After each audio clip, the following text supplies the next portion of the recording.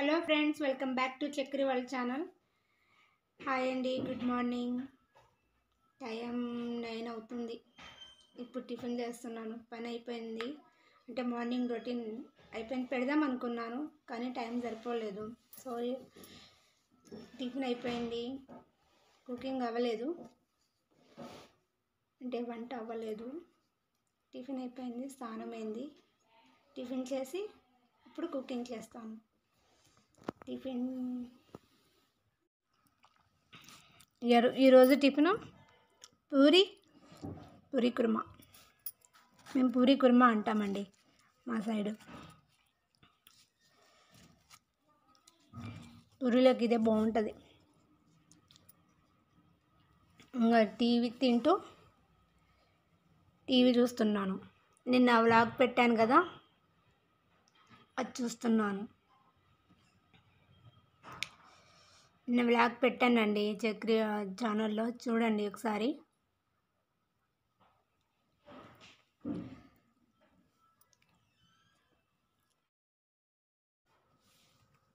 Time 11 అవుతుందండి. ఇక గిన్నెలు కడిగేసి మార్నింగ్ టిఫిన్ చేశాను కదా, ఆ గిన్నెలన్నీ క్లీన్ చేస్తున్నాను. మార్నింగ్ పూరీ చేశాను, చాలా గిన్నెలు అయిపోయాయి. అసలుకి పూరీ చేస్తే చాలా గిన్నెలు అయిపోతాయి. గిన్నెలన్నీ క్లీన్ చేస్తున్నాను. గిన్నెలు క్లీన్ చేసేసుకొని మా సార్ వచ్చే టైం అవుతుంది.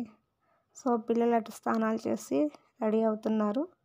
ఇటు నేను టిఫిన్ తినేసి గిన్నెలు క్లీన్ చేసుకొని వంట రెడీ చేద్దామని ప్రిపరేషన్ చేస్తున్నాను.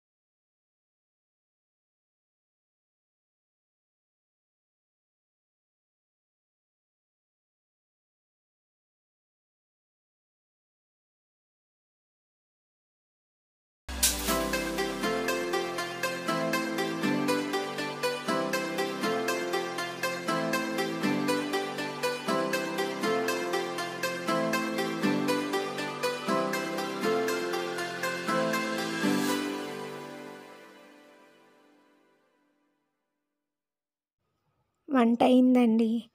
ఇంతలో మా సార్ వచ్చేసారు. లంచ్ టైం అయింది కదా, మా సార్ వచ్చారు. మా సార్కి అన్నం పెడుతున్నాను.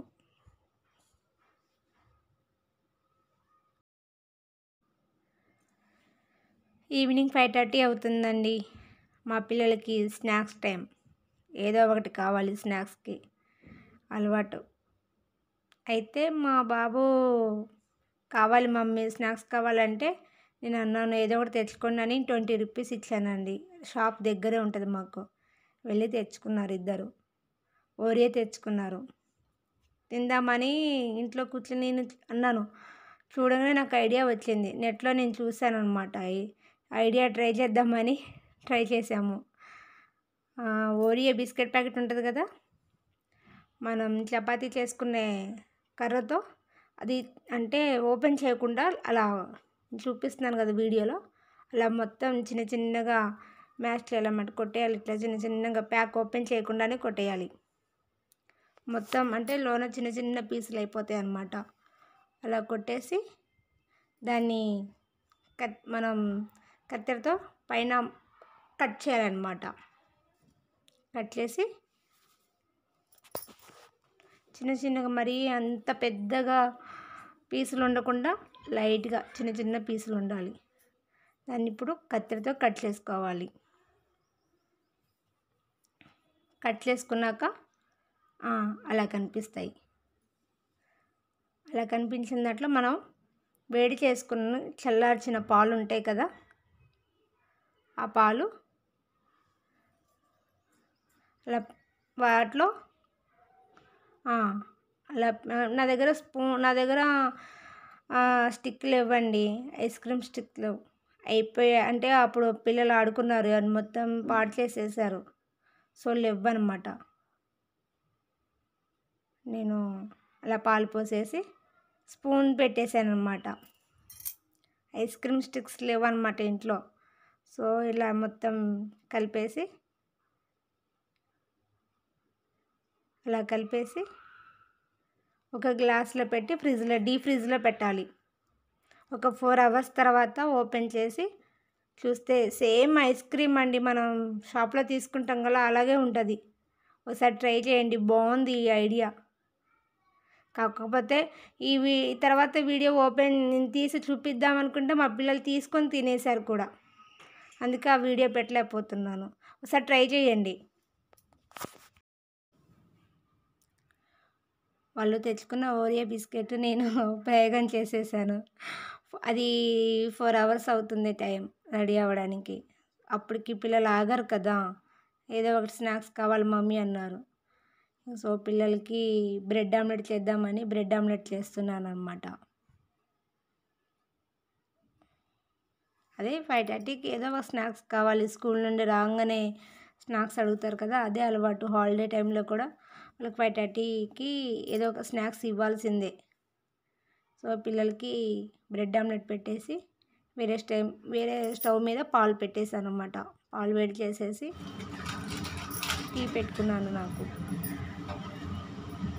పిల్లలకి బ్రెడ్ ఆమ్లెట్, నాకు ఈ చాయ్ బిస్కెట్స్ అని ఫేమస్ తెలుసు కదా, చాయ్ బిస్కెట్స్, నాకు పిల్లలకి బ్రెడ్ ఆమ్లెట్ అనమాట.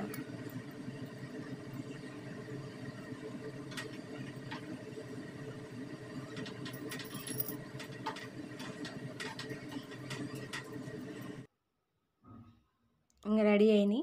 పిల్లల్ని పిలిచాను, రాండమ్మ తీసుకోండి అంటే ఇద్దరు వచ్చేసి వాళ్ళ ప్లేట్లు వాళ్ళు తీసుకెళ్ళారు. ఇక నేను చాయ్ బిస్కెట్ తినేసాను. ఈవినింగ్ నైట్ 8:30 అవుతుందండి. 8:30 అవుతుంది. పిల్లలు అన్నారు మమ్మీ నాకు కర్రీ అంటే వాళ్ళకి ఇష్టం ఉండదన్నమాట, వంకాయ కూర అంటే. ఫ్రైడ్ రైస్ చేశాను ఈ పిల్లల కోసం. నైట్ డిన్నర్ ఫ్రైడ్ రైస్ ఈరోజు. ప్లీజ్ అండి, లైక్ చేయండి, షేర్ చేయండి, సబ్స్క్రైబ్ చేయండి my channel Chakri world. Please me support కావాలి. ఇప్పుడే స్టార్ట్ చేశాను కదండి, ప్లీజ్. బాయ్.